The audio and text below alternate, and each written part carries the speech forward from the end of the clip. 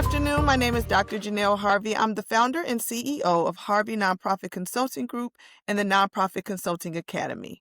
I am so astounded to share with you some of the strategies that I've used through the years to establish my firm and also to share with you some scriptures that helped me along the way. One of the scriptures that I hold very close to my heart comes from the book of Jeremiah, Jeremiah 1 and 5. As many of you know, this scripture was written specifically for the prophet Jeremiah, but we often hold it dearly to our hearts and our various ways of life. It says, "Behold, I formed you in the womb. I knew you before you were born. I consecrated you. I appointed you as a prophet to the nations." What's so astounding about this scripture is the fact that it doesn't mention his mother or father. It doesn't mention if he was rich or poor. It doesn't mention the condition of his family. God's proclamation is specifically on the prophet Jeremiah. And I brought this scripture into my presentation because it doesn't matter where you are in life. God knew even when you were in your mother's womb that you were going to accomplish a task.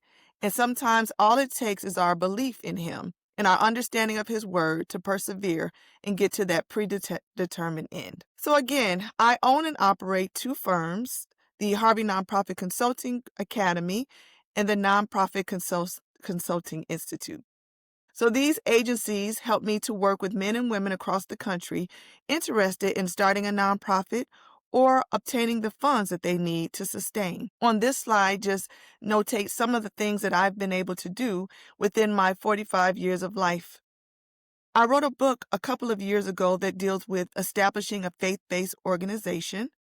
I've also published a textbook that's used at many universities that deals with international marketing. I have a podcast that focuses on business, marketing, and faith. I also have written about bilateral hearing loss. My oldest child was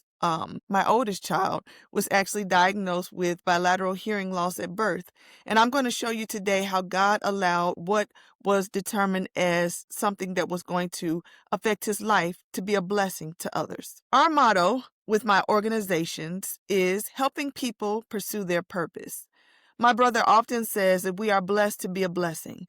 So quite often we go through things in our lives that project misery upon us. They may project hardship, but somewhere along the line, those situations are going to allow you to be a blessing and pour into someone else's life. Our pain is definitely our purpose. This is my son, Isaiah. Isaiah was born with bilateral hearing loss.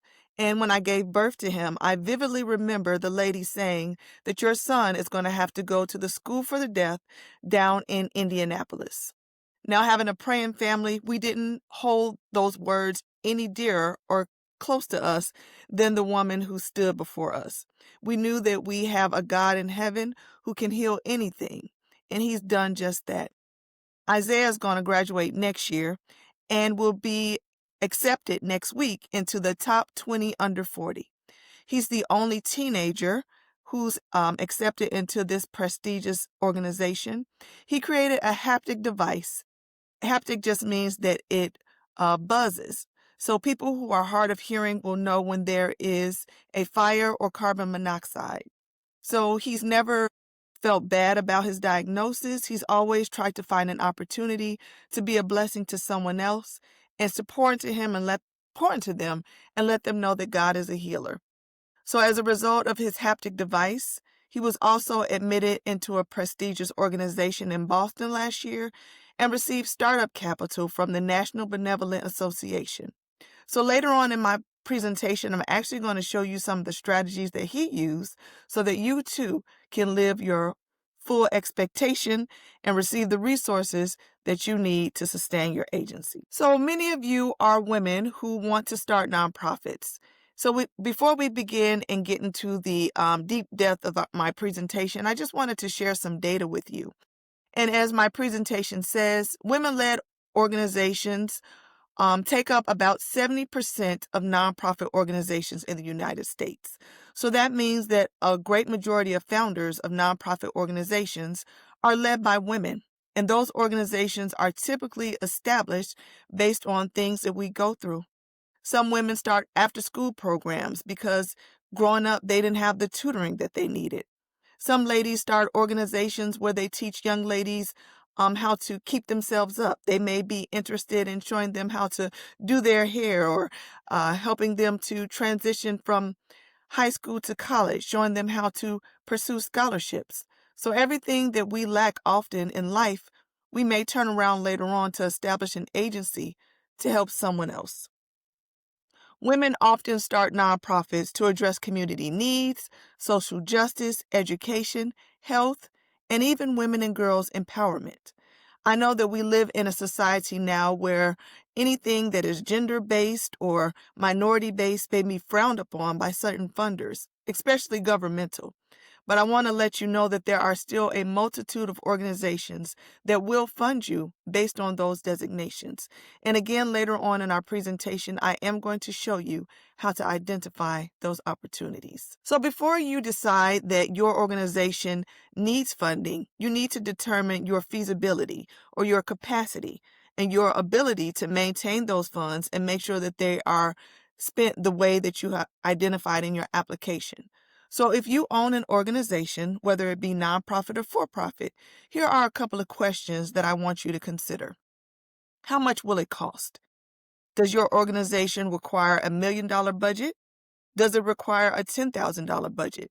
This is a fundamental question because you may find that there are a number of organizations that you're going to have to pursue in order to meet that bottom line.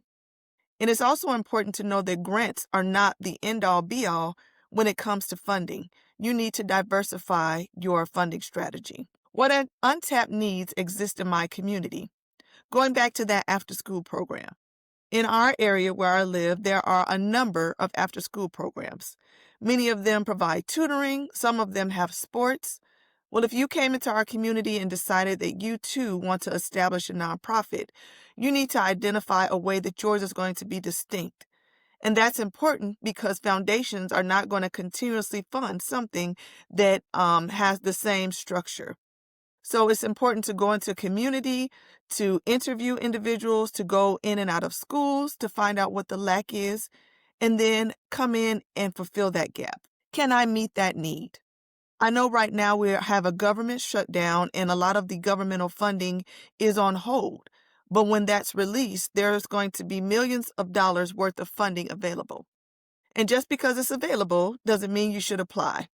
You need to make sure that it's something that you can manage, that is something within your mission and scope before you apply for funding. And again, thinking about those large funders, who can you partner with?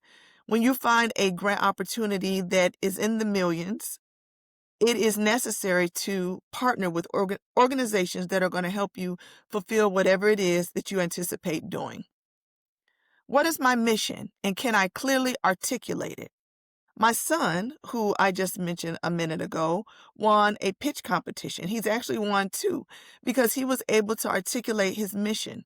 And when you go before individuals that are going to give you monetary donations, not just necessarily grants, they want to make sure that you can articulate your mission, and that you're confident. Who will help me lead and govern the organization? If you have started a nonprofit organization, I'm sure you have a good working board. When you fill out what's called Form 1023, which is the paperwork necessary to establish your nonprofit, you really need to think hard and heavy about who it is that you're going to have on your board of directors.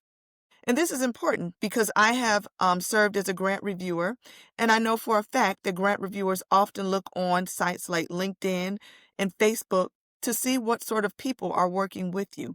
So you want people of good caliber, which I'm sure that you have, but you want to make sure that anyone that is working with you and on your behalf does things that are ethical, both online and outside of the internet's scope. How will I measure impact and stay accountable? Anytime you do a program, you want to get feedback. So you may do a focus group, you may give out surveys, but you always want to get input from individuals that you are working with. And that's important because a funder wants to know that the information or the program that you've established actually had an impact. And that can work wonders for you because in the future, when you apply for more funding, you've proven that you set out to do what you said you were going to do and it was successful. One very important thing that I highly suggest you do is create a pitch deck. If you have Canva, there are all sorts of templates that you can use to create your pitch deck. And a pitch deck is necessary, especially if you ever get the opportunity to stand before funders, not necessarily write a grant proposal, but just project to them what it is that you do and how successful you are.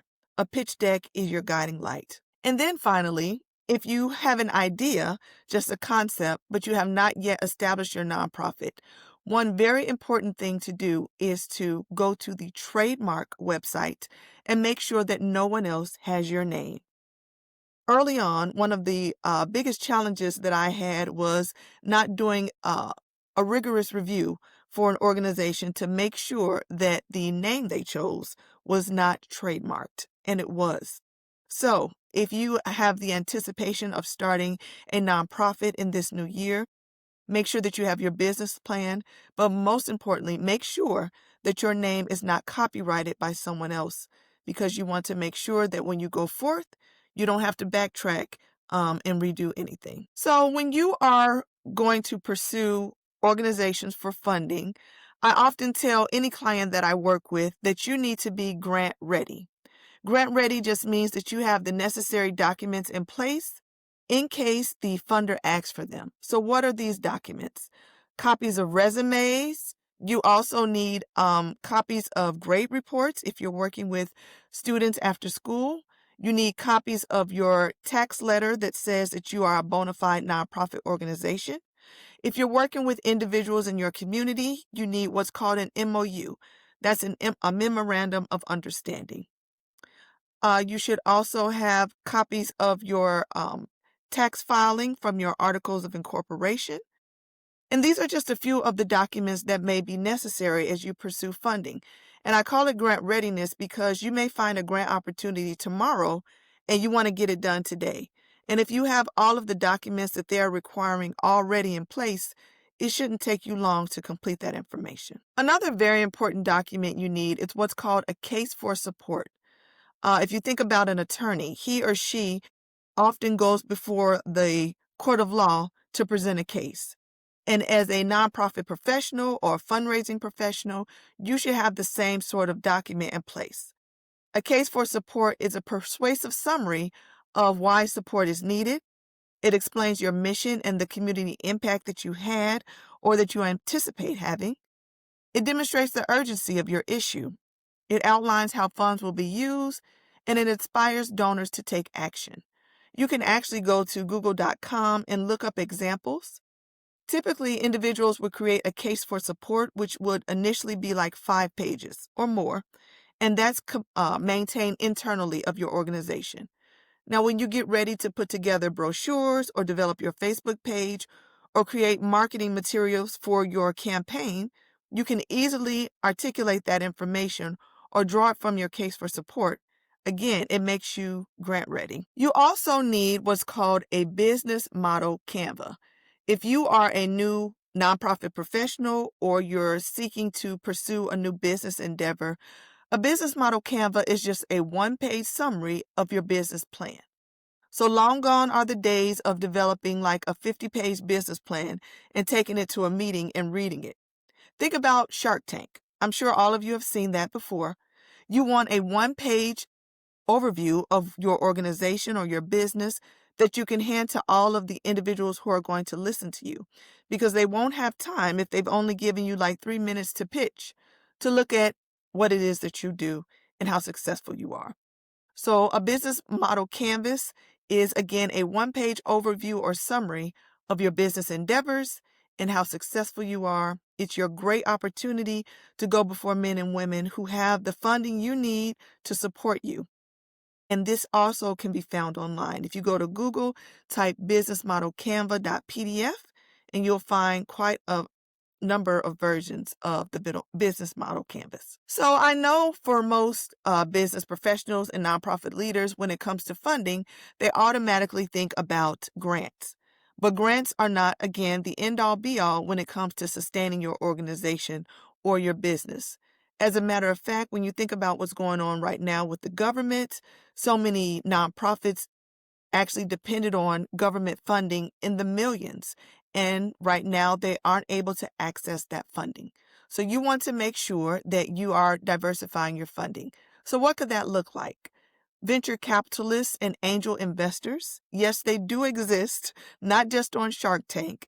And there are organizations online that can be reviewed where you can find those opportunities to pitch. Crowdfunding is another opportunity where you could go online to identify your project or your business. Let's say that you want to raise $1 million within a year. Then you identify how many individual donors that you need. You can include videos on various sites and let them know how much you need them to donate.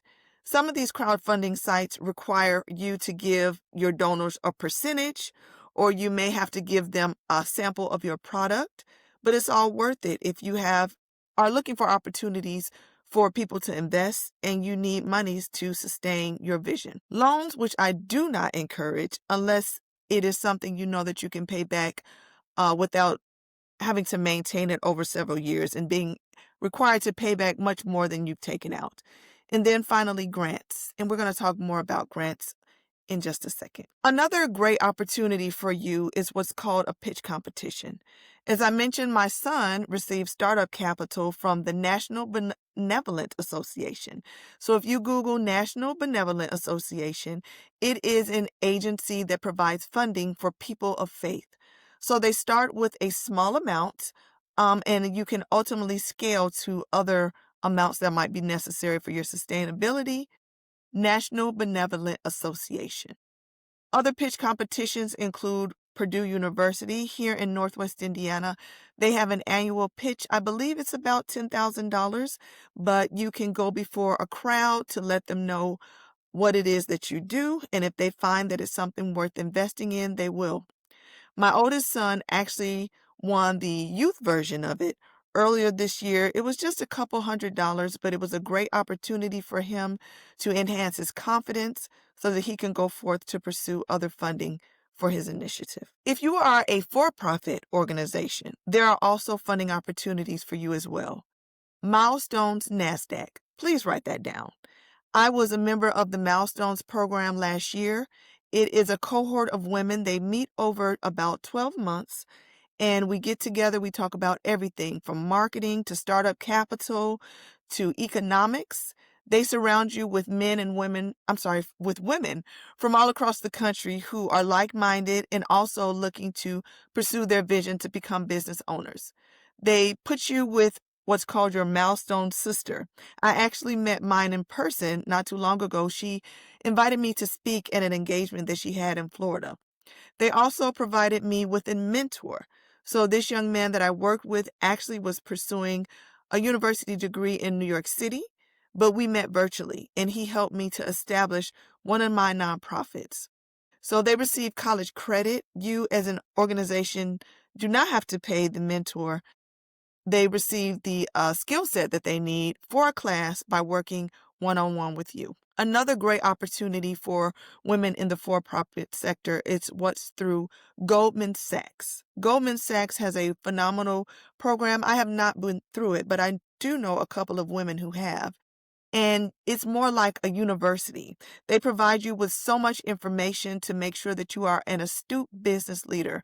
They also provide you with the information you need to establish an advisory board and tons of information related to sustainability as it relates to funding. One thing that I often tell women that I work with who want to start a business is to review the literature. Look at studies that have been done as it relates to whatever business endeavor that you are pursuing. So let's say that you are an engineer and you created this new device for people with dementia. Then it's important for you to go online to find different studies that have been done. How is that going to help you? That's going to help you because if you have done groundbreaking research, and if someone else has already done it, what's the deviation? Maybe you didn't know that someone has already pursued what it is that you're doing. Then it'll give you a leg up to know what tweaks that you need to do to make sure that your product is really innovative before you bring it to the marketplace. Another opportunity for-profit women is through the Tory Burch Foundation. Tory Burch provides about $5,000 for women in the for-profit sector. She also provides mentorship. The $5,000 has to be used for an academic opportunity. So if you want to pursue your master's, if you're working on your doctoral degree, if there are some workshops you want to attend. But Tory Burch is profound, and it's an fabulous opportunity for you as a for-profit business owner. So these are just a few of the certifications that I highly recommend you to pursue if you are for-profit. Having the designation as small business owner, minority owned, veteran owned.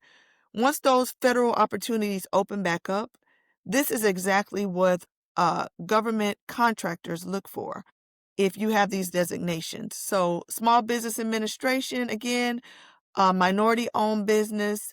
Many of these are free, some are not, but there are institutions that will pay for you to pursue those. Speaking of institutions, if you want to write this down, NMSDC. This agency will actually pay for you to pursue the women-owned certification. Now, if you are pursuing the one that is through the government, it is free, but there's another one that is national, and it costs a couple $100, but the NMSDC will actually pay that fee for you if you complete the application process and if they feel that your mission aligns with theirs. NMSDC. A couple of other certifications that are necessary, I believe, as a woman and women of color is the corporate and supplier diversity certifications. Once you pursue these various certifications, as you can see, there is a cost associated with them. But again, there are different entities that will pay them on your behalf. So again, this is another copy of the business plan model that you can research. There are a number of different templates online. The business plan model has your vision and mission. It lists your objectives. It helps you to list different strategies, your action plan, and your financial summary. Your financial summary is one of the most important because when you go before a bunch of investors and they get to see exactly how much it's going to cost and how that money is going to be allocated, it's going to evoke a light bulb to them to let them know, hey, this is something that aligns with my very own mission, and perhaps this is something that I should invest in as well. Your pitch deck. Again, if you go to Canva, your pitch deck is something that you can easily articulate. Your pitch deck is going to provide an introduction of who you are. It's going to articulate the different businesses that you are pursuing and how you want to make an impact on the world. If you are a part of a network, networks can open tremendous opportunities for you. So the Chamber of Commerce, if you are in a sorority or a fraternity, if there are organizations that align with your particular degree. So if you are a marketing major, the American Marketing Association, there are organizations for business, and they often will invite you to come and speak. Some of them even give monies for starting your own business or pursuing additional education. So I highly recommend that if there is an organization that's aligned with your field of study, for you to become involved with them. Here in Northwest Indiana, we have a number of different networks. So I would highly encourage you, contingent on where you live, to research what exists in your particular area. There's something called Million Cups of Northwest Indiana. Now, this organization does not only exist in Indiana, it's actually all across the country. So what they do is they invite you for coffee at different locations, and they allow you to pitch your particular business or organization, and they give you great feedback. I know a couple of women who've actually done it, and they've gone on to pursue tremendous and great things. So when you have time, please Google Million Cups. Based on where you are, I'm sure that there's one that exists. We also have the Nonprofit Executive Director Coffee. So here in Northwest Indiana, we have what's called the Legacy Foundation. It's a great organization that provides funding to nonprofits throughout Lake County. And they meet monthly with local nonprofit executive directors to talk about their gaps and things that they're doing for the community. And as a result, people have been able to identify opportunities for partnership, new endeavors, pursuing funding collaboratively. So here in Northwest Indiana, these are networks that exist. And I'm sure that if you look within your own community, you would find the same opportunities. Here is a strategy that I often tell individuals when I'm teaching. If you are pursuing grant funding, it's always important for you to find an opportunity to sit on a panel and review the particular grant that you aim to pursue. So this is called Boolean search logic. Boolean search logic. So let's say that your background is special education and you are pursuing a grant to help students at the school that you work for. You want to go to google.com. You're going to type call for grant reviewers and special education and 2025. So anytime you want to find an opportunity to review a grant, you always type call for grant reviewers and whatever your area of expertise is and the year. So about 17 years ago, I was the caregiver for my mom who was diagnosed with cancer. And I was actually just looking for opportunities to assist her. And I came across an opportunity to be a grant reviewer for the Susan Komen Foundation. Susan Komen does research for breast cancer awareness.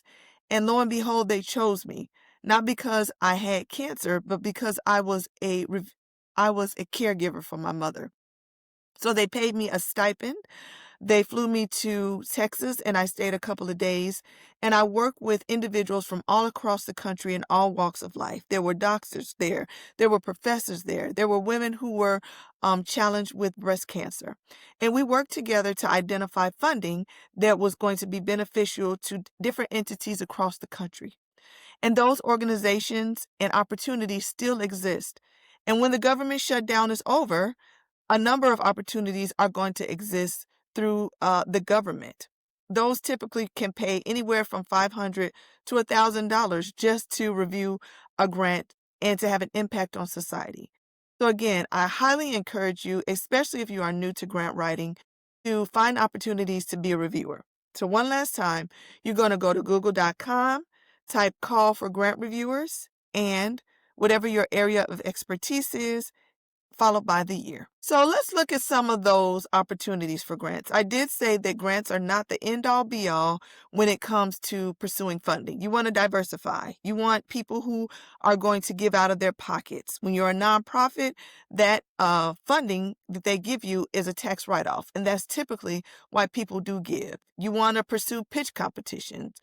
If loans are in your wheelhouse and it's something that you can't pay back, then do it. But I typically discourage people from going that route unless that's something that they know that is feasible for them. But some of those grants that are available to you, one being grants.gov. Grants.gov is the federal government's website that you will pursue in the event that you want to pursue federal grants. Federal grants can go anywhere from $500,000 to a couple of million. And under our current administration, we do know that any federal grants going forward are going to will align with whatever scope that he has articulated. So whatever mission and vision that he has is what's going to remain after they, I guess, go through the website and pull out what they feel is not necessary and put in what is. So when you decide that you want to pursue federal grant funding, you need to create a profile on grants.gov, meet with your team, make sure that you are grant ready, look through the application, see what the criteria is, and don't just apply because you see that it's an opportunity for a lot of money. Make sure that it's something feasible and that it aligns with your mission and vision. I was doing some research and I found that when it comes to federal grants in 2026, these are going to be the highest paid opportunities for organizations. So transportation grants, grants that deal with attraction. So anything that deals with like transportation, grants in the arts. If you are working in these different areas, then I would love to connect with you. You can actually email me at Janell at Harvey MPO Group at gmail.com. Harvey MPO Group at gmail.com. And I would love to have a conversation with you to help you to put your ideas together so that you can be ready for 2026 in the event that you want to pursue any of this funding. Another highly rated grant is what's called the SIBR grant. So if you are a woman who is in the engineering scope, the SIBR grant is a great opportunity for you to take your prototype and scale it. So again, I mentioned that my son has a haptic device. It's for people who are hard of hearing. So that means that it buzzes in the time that there may be a fire or carbon monoxide. So the SIBR grant is actually a threefold grant. You can start with your prototype, and once you meet the criteria in that phase of the grant, you can scale so that you can actually produce your product. And once that becomes successful, you can take it to the marketplace. So right now, the SIBR grant is not available due to the government shutdown. But if you are a woman who works in the space of engineering, then I highly encourage you to research the opportunity for SIBR grant. And again, if that is something that you want to pursue once the government shutdown is no more, then I highly recommend that you reach out to me, and I'd love to work with you. HarveyNPOgroup@gmail.com. So there are grants that are specifically focused on minorities. I know that we are in a world where words like minorities or women, things of that nature, are looked down by certain individuals because they feel that it's discriminatory, and it's not. There are a number of organizations that still fund entities and institutions that focus specifically on a specific gender or a specific ethnicity. So I just wanted to highlight some of those here. MBNA, the Tory Burch Foundation, even the NAACP has grants that are specifically for women and people of color. So if those are spaces that you want to pursue, again, I highly recommend that you look into those. If you are a woman working in the for-profit sector, there are corporate grants. I know here in Northwest Indiana, a couple of people who have actually received the grant through FedEx. Secretos is another grant. It's for small business. The Goldman Sachs 10,000 Small Businesses, as I mentioned earlier, is another opportunity. I have Tory Burch here because she has a number of remarkable opportunities for you as a woman to pursue funding for your entity. So at your leisure, I would highly encourage you to do more research about her. If you are looking to do business with your particular state, there are requirements. So some individuals may have federal contracts in your area. And think of this, there are so many opportunities if you go to sam.gov. Sam.gov is the website that produces information for individuals that want to work with the government. I was looking on there once and I found an opportunity for a woman who's a seamstress. So the U.S. Navy actually needed someone to create new uniforms.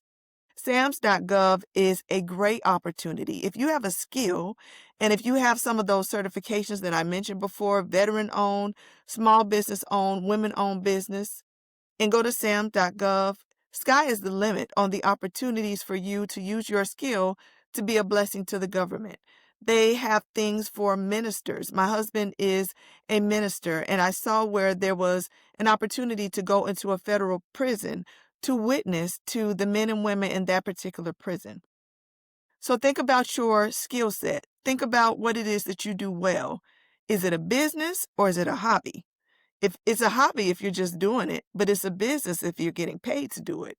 So I highly encourage you to pursue one of those certifications and then go to sam.gov to see if there's a need for whatever it is that you do. Finally, I would love to stay connected with you. I have here 2 books that I have written. One deals with how to start a faith-based organization. The other deals with how to start and sustain a nonprofit. So the first woman to reach out to me after today's presentation, I will send you a copy of my books at no cost and a free 30-minute consultation. We could talk about grants. We could talk about what it takes to start your nonprofit. You can email me at Janell@HarveyNPconsulting.com. Janell@HarveyNPconsulting.com. If you are on Facebook, I could be found at Harvey NPO. On Instagram, I'm Dr. Janell Harvey-Global. I'm also on LinkedIn. I look forward to speaking with all of you soon. Thank you.